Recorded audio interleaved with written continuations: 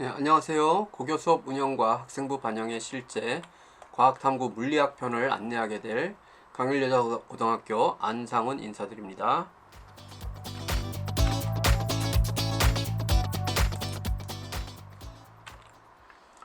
그러면 먼저 교과서 구성과 평가 계획, 수업 운영 계획을 살펴보도록 하겠습니다. 이번 학기 우리 학교에서 사용하고 있는 교과서는 미래 N 교과서 물리학 1이 되겠습니다. 물리학 1은 크게 역학과 에너지, 두 번째 물질과 전자기장, 세 번째 파동과 정보통신, 3개의 단원으로 구성되어 있습니다. 다음은 평가 계획입니다. 평가 계획은 이번 학기 수행평가, 지필평가 이렇게 나눠지는데요. 1회고사, 2회고사 이렇게 치러지는 가운데 저는 1회고사는 치르지 않고요. 수행평가 60%, 지필평가 40% 이렇게 운영이 되고요. 수행평가는 실험평가와 서술형평가 각각 30%씩 진행을 하고 있습니다. 그다음 지필평가는 선다형이 30%, 서술형평가가 이제 10% 진행이 되고요.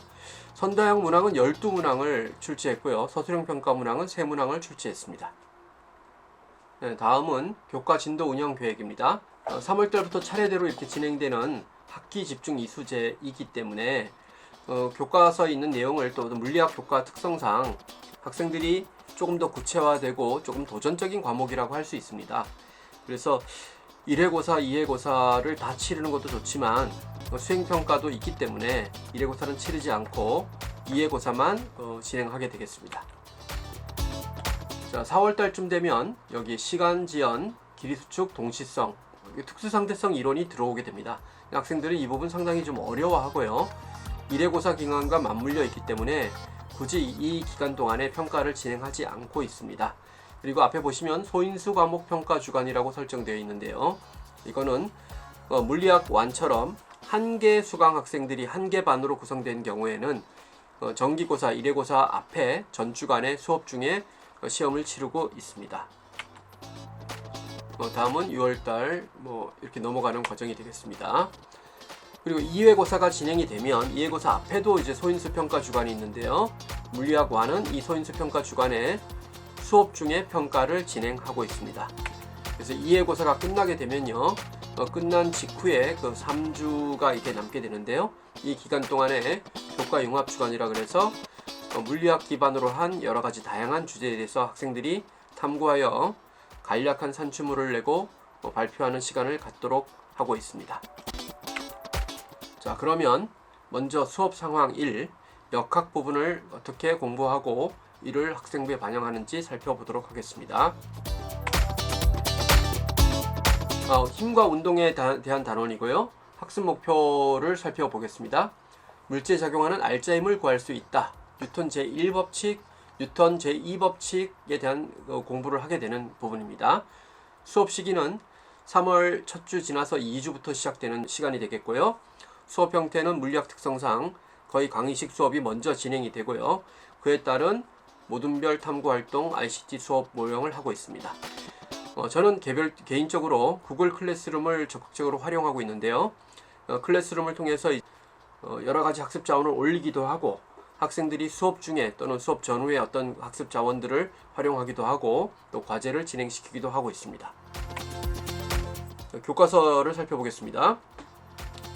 힘에 대한 정의를 교과서에서는 비교적 간략하게 또 핵심적인 부분을 이제 언급하고 있습니다.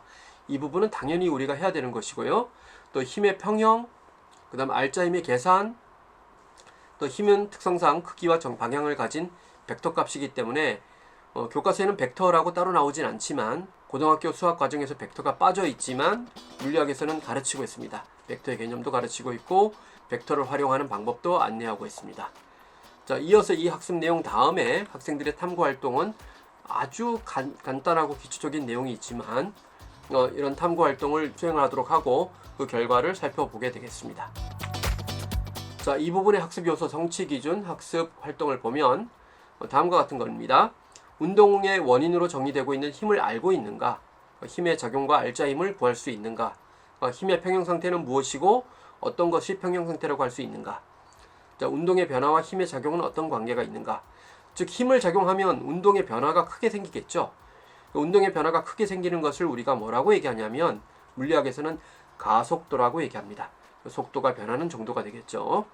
아울러서 물체가 움직이는 방향은 속도의 방향으로 표시가 되고요. 힘의 방향은 가속도의 부호, 즉 가속도의 방향으로 표시가 됩니다. 이 부분 성취 기준을 살펴보면 뉴턴 운동 법칙을 이용해서 직선상에서 물체의 운동을 정량적으로 예측할 수 있다가 성취 기준이 됩니다. 정량적으로 예측할 수 있는 수준이 되려면 상당히 많은 이해, 또 깊은 이해가 있어야 되는 수준이 되겠습니다. 자, 다음은 학생부 반영 방법을 살펴보겠습니다. 교사는 수업의 내용을 기본적으로 강의를 진행을 하면서요, 가끔씩 학생들이 이해하고 있는지를 살펴보게 될 것이고요. 또 과제를 통해서 학생들이 스스로 탐구를 해나가도록 안내하고 있습니다. 교과서에 소개된 알짜임을 정의하고 알짜임의 크기를 계산하시오. 그 다음 알짜임의 평형 상태를 예를 찾아 제시하시오. 또 더러는 힘은 어떤 그 역사적, 과학사적 그 내력이 있는지 인터넷 자료를 통해서 찾아보고 그 결과를 알려주면 좋겠다. 또 발표하면 좋겠다. 이렇게 하죠. 그러면 학생들은 혼자 스스로 하기도 하지만 보통은 이제 2명, 3명씩 모둠을 구성해서 어떤 문제 상황을 해결하도록 제가 적극 안내하고 있고요. 또 질문을 서로 하도록 하고 토의도 하고 자료를 정리하도록 하고 있습니다. 또 더러는 자료를 찾아가지고 일상생활의 예를 찾아보고 이것이 예가 될 수 있을까 없을까, 이 예가 맞지 않을까 등등을 친구들하고 물어보기도 하고 저하고도 교사하고도 이제 상호작용하면서 물어보도록 하고 있습니다. 자, 학생부 반영 방법을 보겠습니다. 탐구 모둠에서 묻고 답하며 문제의 본질을 찾기 위해 노력했다. 이렇게 적을 수도 있겠고요. 알짜임의 정의로부터 일상생활에 적용되는 힘의 평형의 예를 찾아 설명하였으며 스스로 질문을 만들어 묻고 답하는 탐구 자세를 보였음. 또 과제 집중력이 우수하다. 이렇게 표현할 수 있고요. 조금 더 많이 한 학생들은 과학사적으로 힘이 어떻게 정의되어 왔는지 자료조사를 하였고 갈릴레이 탐구활동 알짜임 탐구로부터 관성의 법칙이 도출되었음을 설명하였다. 또 관성을 이용한 지진계의 원리를 설명하였고 건물의 안전성 담보를 위해서 관성을 어떻게 고려해서 설계했는지를 또 제시했다. 이렇게 하는 친구가 지금 현재 1명 정도 있습니다. 자, 다음은 모둠형 탐구 활동이 되겠습니다. 이 탐구 모형은 지그소 탐구 모형이라고 합니다. 지그는 지그지그 하는 이런 톱선 그 소리를 뜻하는 거고요. 소는 톱이 되겠죠. 자, 모둠 구성을 여기 표현된 대로 보여주시면 생각해 보면 5명이 한 모둠을 구성했다라고 치면 그 모둠 구성원마다 A, B, C, D, E 각각 기호를 부여하고요. 이게 원래 모둠이 되겠습니다. 자, 그 다음에 전문가 집단이라 그래서 A는 A끼리 모이고 B는 B끼리 모이고 이렇게 모이게 됩니다. 이 모인 전문가 집단은 밑에 안내된 5개의 실험 1번부터 5번까지 골라잡아 하나씩만 하게 됩니다. 그래서 전문가 집단은 각각 5개의 실험이 따로따로 진행이 되고요. 그 다음에 원래 모둠으로 다시 돌아와라 라고 하면 각각의 경험한 모둠 자료를 가지고 그 모둠이 다시 구성이 되면 A, B, C, D, E 5개의 실험 데이터가 모이게 됩니다. 그 데이터가 모이게 된 이 실험 모둠에서 각자가 탐구한 그 결과를 종합해 가지고 어떤 결론을 도출하도록 하는 것이 이 탐구 활동의 목적입니다.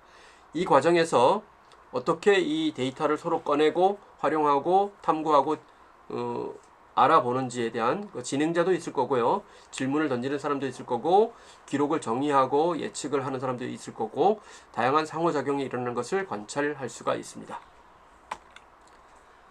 자, 학생부 반영 방법을 보겠습니다.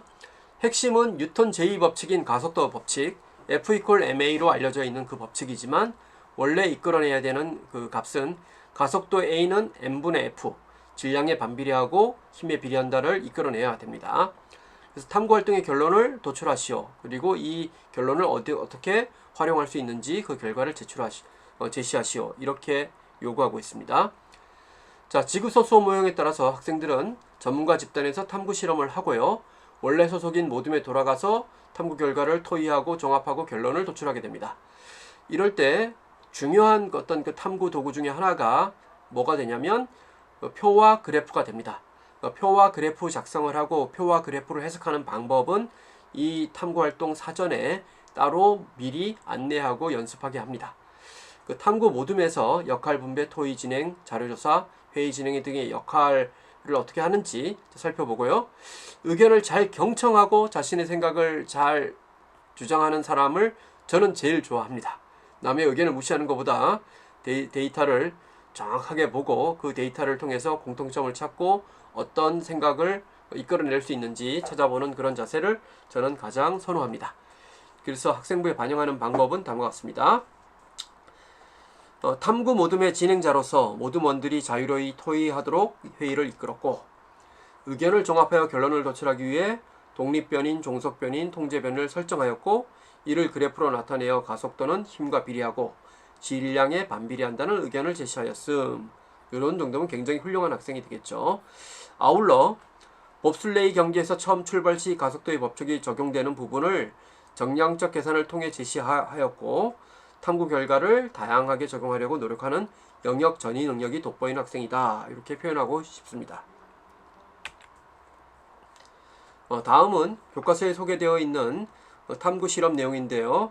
이것은 간략하게 먼저 예비 실험을 먼저 해보도록 하고 나중에는 수행평가, 실험평가로 이게 진행이 되었습니다.